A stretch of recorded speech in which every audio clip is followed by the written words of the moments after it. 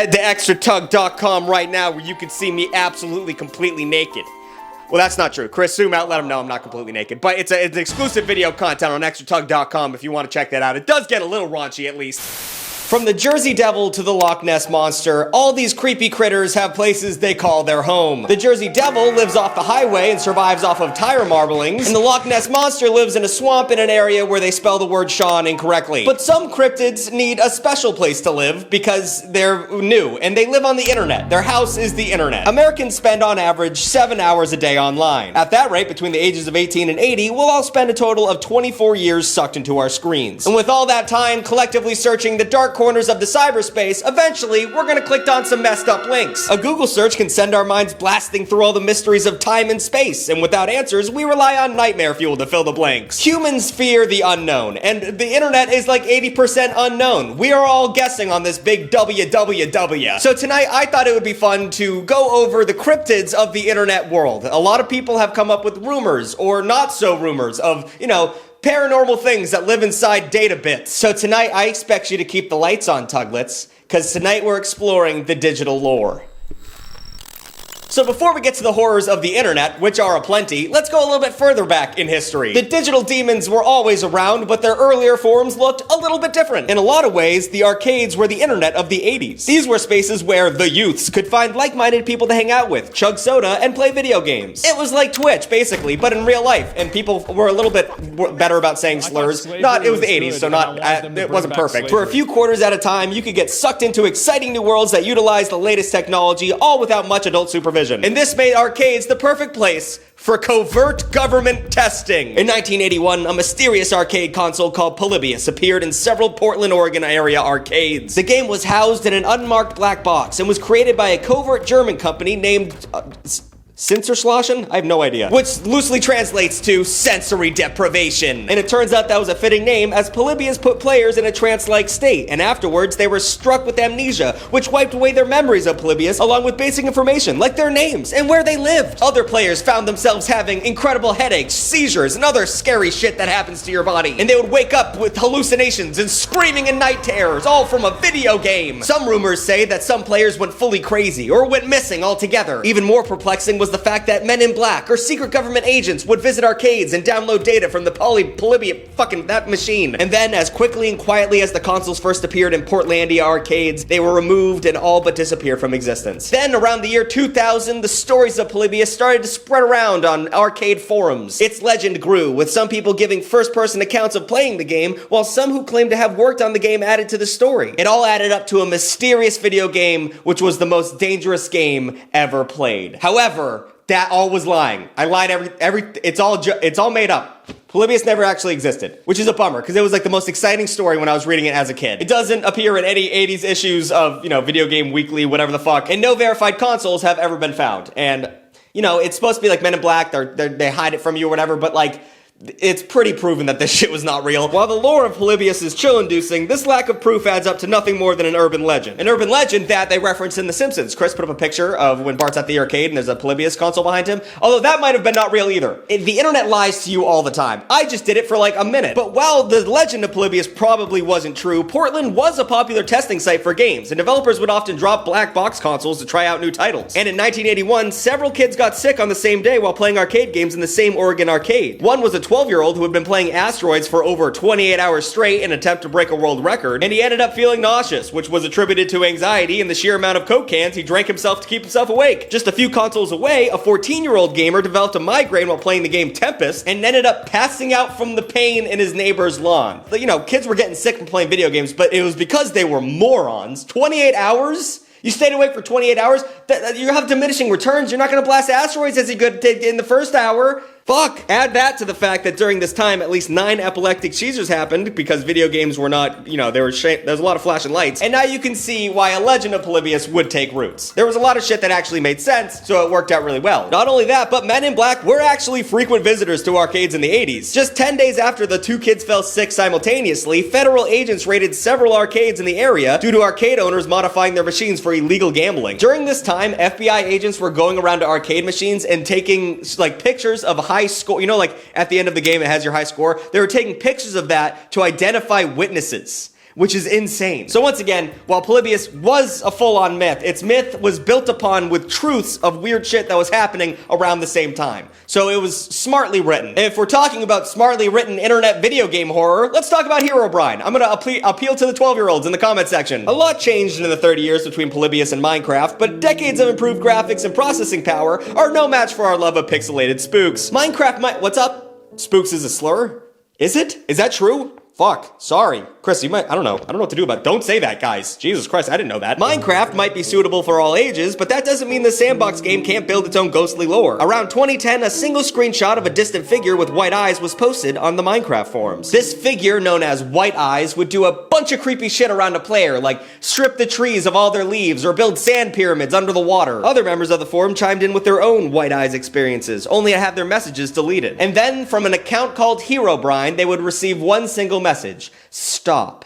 Spooky. More and more players started seeing the same ghostly figure with all white eyes haunting their single-player worlds. Minecraft sleuths believed that the Herobrine username was the alias of the brother of Notch, Minecraft's original creator. When they reached out to ask Notch if he had a brother, he replied with the answer, "I did. But he's no longer with us. The plot thickens, the pot boils." This led to speculation that Notch's dead brother was haunting Minecraft, which only gained steam after several prominent live streamers ran into Herobrine while working on their Minecraft worlds. The most infamous of these streams came from a player named Copeland, who claimed after his encounter that his computer crashed. From there, Herobrine became like meme-ified in the world of Minecraft itself, with players building on his legacy by posting videos that recreated the first Herobrine sightings, along with uploads of their own Herobrine sightings and nightmare-inducing jump scare videos. The lore became so great that people started making mods where you could literally summon Herobrine yourself. In 2016, a 10-year-old wrote a whole book about Herobrine. Because 10-year-olds can write books. Herobrine has all the classic signs of a cryptid. He's creepy, he lives in the woods, and people go out and look for him on live streams. So, it's like Bigfoot. There's a Minecraft seed, which if you're not a virgin means a code that recreates a user's specific world, that takes users to a spot where the original photo of Herobrine was taken. Now, the developers deny the existence of Herobrine, but they've always leaned into the culture pretty goddamn hard. While Notch denies having a brother and the existence of Herobrine, he also says that Herobrine is awesome and kind of scary at the same time. Kind of like Notch, because he made a really cool game, but his politics are dog shit. And occasionally, Notch answers questions about Herobrine, saying weird shit like, oh, I don't know. There are certainly no physical manifestations of Herobrine that will sneak out of your computer if you leave Minecraft running at night, looming over you as you sleep with his pale eyes inches away from your face as he tries to shout at you to wake up. He said that. Why would he say that? The one thing when I was a little kid that made me believe in Herobrine was the fact that every time they would do a patch or do an update to the game, at the bottom it would say removed Herobrine. And they did it every time. So obviously they couldn't remove Herobrine. They couldn't get it done. Eventually, live streamer Copeland admitted to fabricating Herobrine in his iconic stream. But at that point, it was too late. Whether or not Herobrine wasn't intended to be in the game, there's no denying that he's now part of the mythology of Minecraft. Apparently, I didn't see the movie, but he made a cameo in the movie. Accidentally, I guess. I didn't see the movie. I don't know what happened in there. But apparently he's in the movie. One thing that Polybius and Herobrine have in common is their reliance on creepypastas to help build their legend. Creepypastas, if you didn't watch my video where I write creepypastas, you fake fucking fan, creepypastas start online as horror stories shared on image boards, but sometimes, thanks to vague premises and a blend of true information and familiar narratives, they spread past the confines of the chronically online, as users embellish upon the original tale and pass it along to normies. This is the closest thing the internet has to telling ghost stories around the campfire. Copy-pasting things, copypastas, creepypastas when they're creepy. That's how it works. And just like the 20th century tale of the Candyman and the Bloody Mary, they often take on a life of their own. The best creepypastas make the mundane macabre, and a great example of that is the goddamn backrooms. I love this shit so much. In 2011, a photo of an empty, carpeted room started bouncing around the internet. As unremarkable as this image is, there is definitely something undeniably creepy about it. It has a yellowish tint and was slightly off-kilter, revealing lifeless fluorescent lights and paths to other corners of the room just beyond sight. So when a 4chan thread asked users to post disquieting images that feel off, it included this image of a room. Almost immediately, lore was built for the back rooms. One obviously anonymous user commented, if you're not careful and you clip out of reality in the wrong area, you'll end up in the back rooms. God save you if you hear something wandering around nearby, because it sure as hell heard you. No clipping is when you're in a video game and you just walk into a wall, but your geometry clips into the wall a little bit, and people are able to do that good enough where they fall through the map and they go all the way down to the bottom.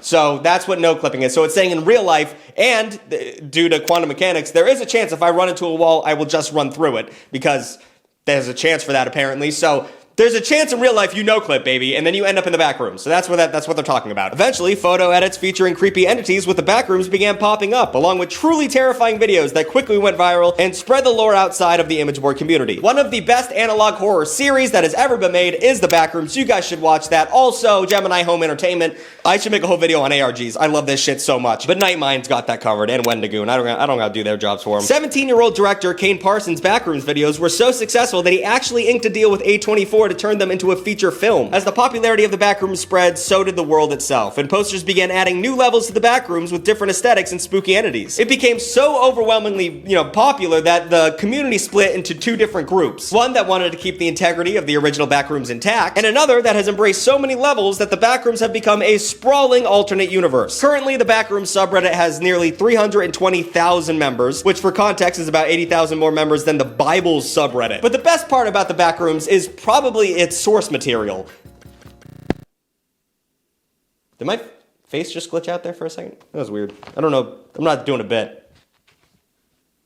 That was weird. As unsettling as the original photo is, it came from an incredibly innocuous place, an abandoned hobby town location in Oshkosh, Wisconsin. To me, this is the internet at its best. By crowdsourcing imagination and creativity, a lifeless space became an entire goddamn universe. And even though this old Hobby Lobby is now a RC car racing event place, it lives on forever as one of the internet's most enduring liminal spaces. But if we're gonna talk about the Backrooms, we gotta talk about Slenderman.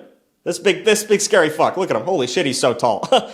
Take me out on a date, maybe. I don't know. Buy me dinner. Fuck. If the Backrooms show the endless ingenuity and inventiveness of the internet, then Slenderman is the dark side of the same coin. Thanks to equal parts hype and tragedy, Slenderman is probably the most well-known creepypasta of all time. He was first posted about on the site Something Awful in 2009 as part of a paranormal Photoshop thread. The original photos of Slenderman were black and white and very subtle. You had to look closely to notice the tall, faceless adult stalking behind groups of children. The captions of the photos were almost as disturbing as the photos themselves, and I will read them right now. We didn't want to kill them, but its persistent silence and outstretched arms horrified and comforted us all at the same time. That's good writing. Holy fuck. Where was that in my creepypasta video? You guys didn't watch that. Why didn't you watch that? It was good. This post went viral, and soon other forum members were fleshing out the story of Slenderman on 4chan and Reddit, creating creepypastas that detailed how this tall, faceless man in a black suit would abduct children. But the lore of Slenderman focused just as much on his appearance as it did his lore. So in addition to the post, fake hieroglyphs, 16th century woodcuts, and 1980s newspaper articles were being created, all building the mythos of Slenderman. As his legend grew, Slenderman went from just something you talked about on forum posts to cool YouTube videos. Holy shit, Marble Hornets is one of the most important series on the internet. Really, genuinely. Like, you learn about the history of Marble Hornets. It was a fake documentary type thing about Slenderman and how he was fucking with this dude. You need to watch it. In terms of how early they were doing this and how it changed how people make analog horror for the rest of the internet, Marble Hornets changed the game. And that was because of Slenderman. Kind of. It's fantastic. Marble Hornets was so popular that even famous film critic Roger Ebert tweeted about them. These videos spawned several popular video games, which led to even more viral reactions. Slenderman had become a viral part of real life, and that's when people died. For some reason, people had to die. In 2014, two 12-year-old girls in Wisconsin fell under Slenderman's spell, apparently. They became weirdly convinced that he wanted them to kill their friend, and if they didn't, he would kill their families. So they lured their friend into the woods, and I don't know how much I could, Chris, I don't want to get demonetized, dude. They killed her. I don't know. Maybe blur everything I just said. I have no fucking clue what I can say. But it's crazy that Wisconsin is the site of the actual Backrooms and where the Slenderman murders took place. Wisconsin's a bad place if you like internet cryptids. Both attackers were found not guilty by reason of obvious mental disease and were institutionalized. This tragedy led to a moral panic, and the IP of Slenderman was effectively buried. By the time the 2018 Slenderman film was released, the backlash was swift and complete. The film was met with universal disdain. One critic was quoted as saying, "A tasteless and inedibly undercooked serving of an internet's stalest creepypasta." So, people were mad about the murder thing, but also the movie sucked pretty bad, so I understand. So as fun as it was to carbo load on creepypasta, Jimmy, what a great fucking joke, dude. High five. $5 to you. Fuck yeah. They feel like the remnant of an older, more innocent internet. For the last several years, we've begun to unleash a new technological demon, artificial intelligence. As we all know, big tech is force-feeding us AI slop in order to make more money and make us feel bad all the time. The market for AI technologies is estimated to be $244 billion, and an estimated 47% of workers are at a risk of losing their jobs to AI in the next decade. Oh boy, I feel a genuine rant coming on, rumbling in my tummy, but I'll save that for a video where I'm not talking about Slenderman, I guess. But I will say the craziest thing about AI is we don't really know how it works, because when you make an AI, it's, neural networks and shit, and it just kind of builds itself, and you kind of trim the hedges, but no one really knows how an AI works. which is where we get some pretty creepy shit out of this. Before I start talking about AI cryptids, let me begin by saying that I am fully aware that certain cryptozoologists will take offense to the very idea of an AI cryptid. For those non-scientific method-using ologists, I will say, your nerdy passion for Bigfoot is no substitute for hard scientific data or the gentle touch of a woman. Jesus Christ, Jimmy. Jesus, I didn't write that. That was mean, Jimmy. Jimmy, brother. Golly. Anyway, if these nerds know what's best for themselves, they'll chill out before they incur the wrath of Loeb. This is Loeb. Loeb was discovered in 2022. What a fucking creature. Artist Steph Maj Swanson was using negatively weighted prompts in a text-to-image generator, but she was trying to get AI to produce the opposite of Marlon Brando. The result was a woman with red cheeks and distorted features that turned the idea of the uncanny valley into a pit of despair. Swanson noted the bizarre ability of AI to generate this image of this woman consistently with much more ease than it could most celebrities. The creature was called Loeb after the AI weirdly just threw that word into one of the images for some reason. As Swanson produced more images of Loeb, they became increasingly darker. In fact, some of them featured decapitations and bloody scenes involving children. Images so disturbing that I won't even show them here because once again I can't lose any more money. Think pieces popped up in tech blogs and on newspapers and shit. And helping matters was the fact that Swanson had a flair for the dramatic. Imagine I had a fedora. Chris, edit a fedora. Keyframe. I want you to spend 30 hours on this effect. Ready? There you go. There's some work for you. Her tweets were full of cryptic missives, such as, "She is an emergent island in the latent space that we don't know how to locate with text queries." Ooh, you're a good writer. Swanson would become famous in the tech world, but she would later admit that she kind of became obsessed with Loeb and was addicted to the dopamine created by the instant gratification of generating images of her digital demon. In 2024, she admitted that she was quitting AI art to go write a screenplay. And let me tell you, you don't have to quit AI art. It's really easy. What do you mean you're quitting AI? You're quitting typing? Quitting prompts? Are you an artist? I feel like I use that term loosely too much. Okay, so Loeb was terrifying, but luckily that's the only AI cryptid we've ever come across. Unless, of course, you count Krungus. Oh! Krungus! Holy shit, I forgot about Krungus. The same year that Loeb was discovered, comedian Guy Kelly was lying awake in bed at 3 in the morning when he had the idea of typing nonsense words into a text-to-image generator. So he fed the AI prompt the word Krungus and then quickly fell asleep. I'm sure I'm not alone in thinking that the word Krungus is just sounds terrible. It sounds like a little critter, a little disgusting critter that takes your gold. It sounds like a racial slur and a term for VD all at the same time. Actually, an Urban Dictionary entry from 2007 defines Krungus as the crud and fungus that collects under extremely long fingernails left unmanicured for an extended period of time. So we all agree that Krungus sounds bad, right? Okay, moving on. When Kelly woke up the next morning, instead of photos of a grimy fingernail, he found that he had unleashed a new digital hellspawn. Krungus looks like a troll orc fucked up creature. However, there is no precedent for this image. It is 100% AI. It's not pulling from anything. Kelly posted Krungus to his Twitter account and it went viral immediately. Some users theorized that Krungus might be based on the idea Krampus, which I understand, that kind of makes sense. But Kelly noted that the AI generator he used didn't interpret the prompt Krampus in the same style as Krungus. Instead, Kelly theorized that AI was latching onto the ungus suffix and drawing inspiration from Odorous Ungarus, the lead singer of the band Gwar. Don't know if I said any of those names correctly, but we're gonna move on quick. Whatever it was doing, the internet seemed equal parts excited and freaked out by Krungus. A Twitter parody account opened up almost immediately, and social media was flooded with images of baby Krungus and sexy Krungus. When AI was asked to explain Krungus, they said he was a, fucked up creature that haunted the mountains of Europe for some reason, and that no one knows exactly what Krungus was, but it was feared by many. Okay, great. AI can't explain anything except for the creatures that it creates and what fears it the most. To make this even creepier, a scientist's website was crashed for an entire day after trying to publish an article about Krungus. The next year, Crayon, the app responsible for the images of Krungus, introduced an update version that no longer produced images of Krungus. And while they sent Krungus back, I've said Krungus way too many times, while they sent him back to the ancient European folklore, you can't stop it from growing. In the words of Krungus's creator, through humanity's hubris in attempting to create a thinking machine, we've pierced the veil beyond words and invited something in that can never be sent away. People who make AI art suck. Even though we cycle through our digital demons just like any other online trend or meme, the idea that these monsters can never be sent away is chillingly accurate. We don't just live online, we keep a portal of it in our pants at all times. That means we're actively carrying whatever unholy cryptids stalk cyberspace with us every step of the way. And when those nightmares are unleashed in real life, the consequences can be very deadly. I hope you enjoyed this video. I sure did. Like, comment, and subscribe. Do all of those things. New videos every Saturday and every other Wednesday. And check out Extra Tug. Chris, make it creepy though. Don't make it fun at the end. You always make it fun. Make it creepy. Make it dark. Extra Tug, you get $4 for a new video every week, and you get your name at the end of the video, and you get to see this video a day early. And I don't know why I'm whispering. I'm getting really quiet now. New merch. You see the merch? I love this merch. This merch is really fun. Is Big Tug okay? People will wonder. No one knows. Goodbye.